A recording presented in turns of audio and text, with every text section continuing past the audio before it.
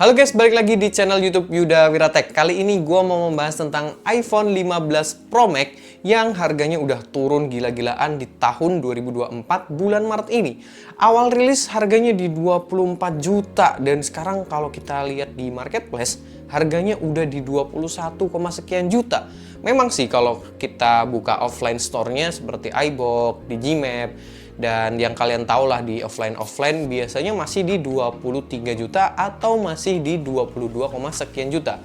Tapi kembali masalah ke iPhone 15 Pro Max, apakah iPhone ini udah semakin worth it untuk dibeli di tahun 2024 ini? Yuk kita bahas. Yang pertama, masalah desain iPhone 15 Pro Max ini.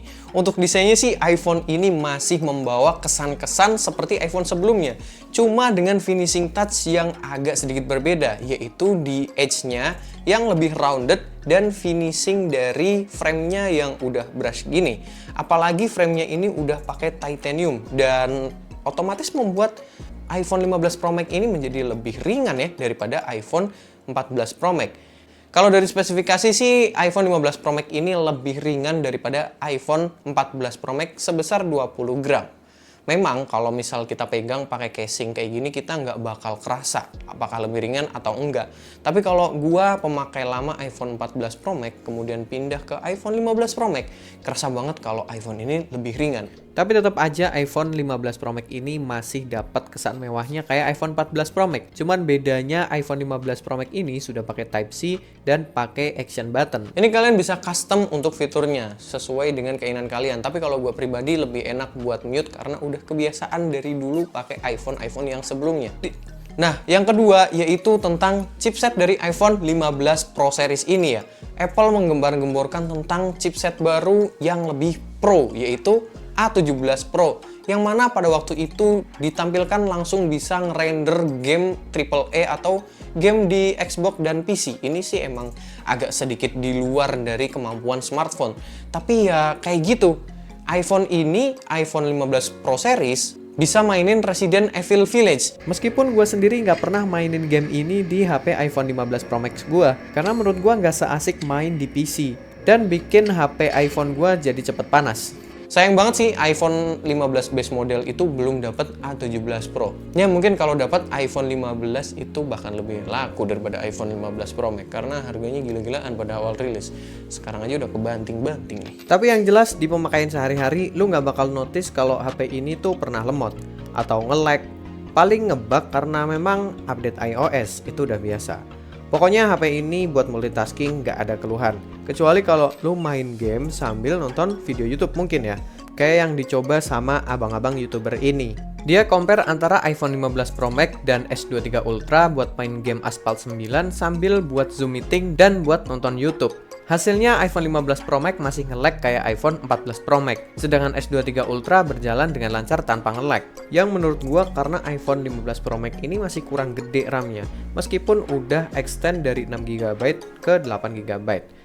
Yaps, bener banget, pas gua review iPhone 14 Pro Max yang RAM-nya 6GB, keluhan gua ya kalau misal kita upload story di IG, lu tetap harus tungguin sampai dia kelar, nggak bisa lu minimize karena nggak bakal kekirim. Dan itu ternyata masih terjadi di iPhone 15 Pro Max meskipun nggak selalu ya, tergantung besaran file yang lu upload di IG story. Ya tetap kalah lah sama Android kalau masalah gede-gedean RAM. Nah yang ketiga, nggak afdol kalau kita nggak bahas kamera kalau lu beli iPhone atau lu punya iPhone.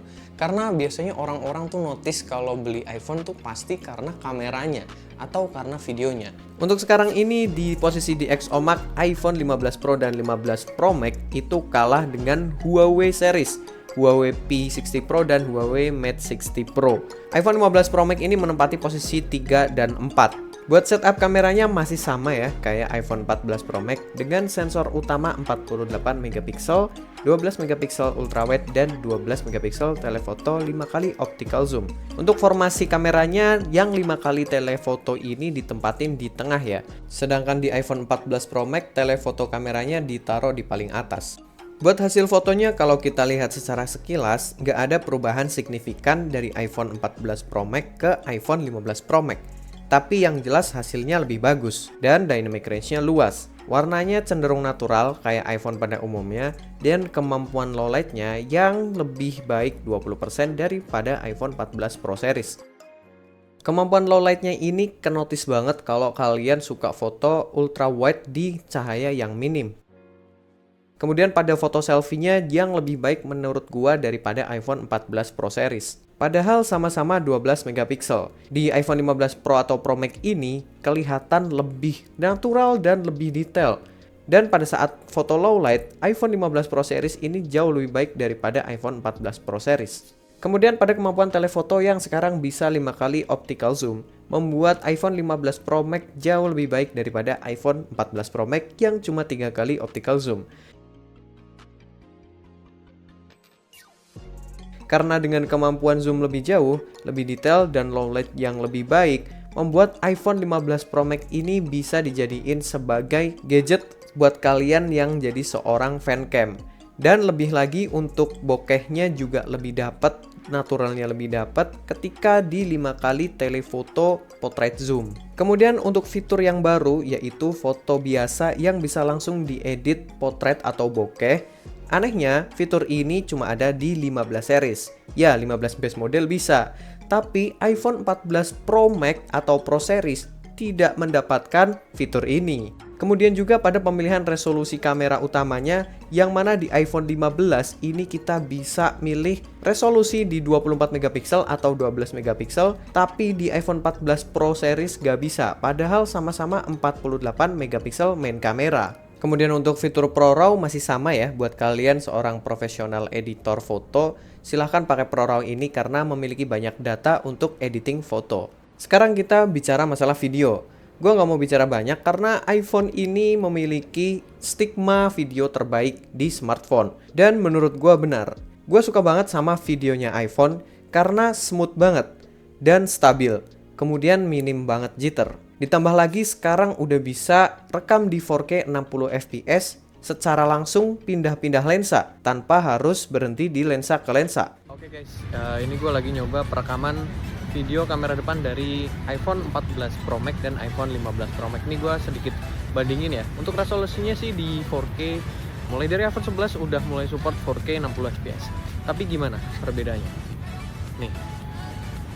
Tapi ini bagus banget untuk dynamic range-nya. Jadi yang di belakang nih untuk iPhone 14 Pro Max nih kelihatan, untuk iPhone 15 Pro Max juga kelihatan. Dan menurut gue sih tipis banget, lebih bagus di iPhone 15 Pro Max memang. Tapi menurut gue ya nggak beda jauh lah. Kemudian untuk kamera belakangnya juga gue bandingin sedikit. Ini adalah perekaman video dari iPhone 15 Pro Max dan iPhone 14 Pro Max. Kalau di sini gue menggunakan resolusi 4K 60 fps karena keduanya support, dan ini adalah hal yang paling proper buat kalian yang mau jadi content creator. Mending pakai 4K 60 fps kalau dalam keadaan terang atau daylight kayak gini. Sayang banget untuk iPhone 14 Pro Max belum bisa merekam di 4K 60 fps di semua lensanya secara langsung. Jadi mereka harus stop. Misal nih, ini saya zoom, dia hanya mentok di 6 kali zoom iPhone 14 Pro Max. Karena dia nggak bisa untuk langsung loncat ke lensa berikutnya di resolusi 4K 60 fps. Sedangkan asiknya iPhone 15 Pro Max tuh atau 15 Pro Series itu bisa nih buat ngezoom orang jauh langsung di 4K 60 fps. Ini bagus banget buat paparazzi sih. Untuk kualitas video cinematic mode-nya, iPhone 14 Pro Max dan iPhone 15 Pro Max ini masih sama bagusnya di 4K 30 fps resolusi maksimalnya. Dan untuk edge detection-nya masih sama aja, bedanya di iPhone 15 Pro Max ini bisa zoom in dan zoom out. Kemudian ini adalah kualitas action mode dari iPhone 14 Pro Max dan 15 Pro Max yang menurut gua sih sama aja ya, gak ada bedanya. Dan ini video kamera depannya dari iPhone 15 Pro Max dan iPhone 14 Pro Max. Keduanya memiliki kualitas low light yang bagus. Menurut gue di iPhone 15 Pro Max lebih terang, sedikit lebih terang, dan di iPhone 14 Pro Max sedikit lebih noise. Untuk kualitas perekaman video di malam hari, iPhone 14 Pro Max ini masih sangat bagus ya. Dibandingin dengan iPhone 15 Pro Max, tidak memiliki perbedaan yang signifikan. Lebih bagus di iPhone 15 Pro Max memang. Hanya saja memang di iPhone 14 Pro Max ini kurang bisa menghandle flare dan agak sedikit lebih gelap. Untuk kualitas telefotonya juga hasilnya sangat bagus, meskipun ada sedikit penurunan kualitas kemampuan low light dibandingkan dengan lensa utamanya. Untuk kualitas perekaman video ultrawide pada malam hari, iPhone 14 Pro Max ini masih sangat bagus, cuman memang kalau dibandingin sama iPhone 15 Pro Max masih kalah. Terlihat kalau iPhone 14 Pro Max ini agak sedikit lebih gelap dibanding iPhone 15 Pro Max. Intinya kualitas video iPhone 14 Pro Max pada saat low light ini masih sangat proper dipakai tahun 2024. Kemudian buat kalian yang suka jadi fan cam saat konser, iPhone 15 Pro Max ini udah cocok banget buat kalian. Karena selain kemampuan low light-nya yang bagus, iPhone ini juga bisa pindah-pindah lensa secara langsung kayak yang tadi gue bilang. Jadi nggak perlu takut kalau video kalian gambarnya pecah-pecah dan macet-macet. Kemudian di kamera tele 5 kali optical zoom-nya yang juga bisa dipakein mode action mode. Jadi kalian bisa shoot rotation estetik kayak gini tanpa pakai gimbal.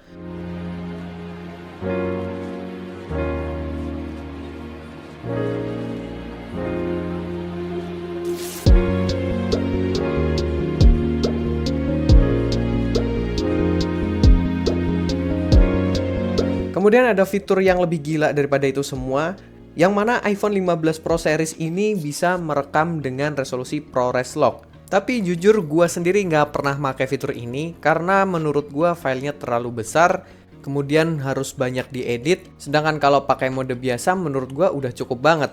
Dan memang fitur ini ditujukan buat para profesional videographer yang kepengen nyobain pakai smartphone sebagai daily mobile phone profesional video buat mereka. Bahkan kalau kita lihat iklannya Apple, mereka benar-benar ngebuat video iklan iPhone 15 ini pakai device iPhone 15 Pro Max dengan resolusi ProRes Lock bawaan iPhone. Ini udah benar-benar next gen mobile videography menurut gua.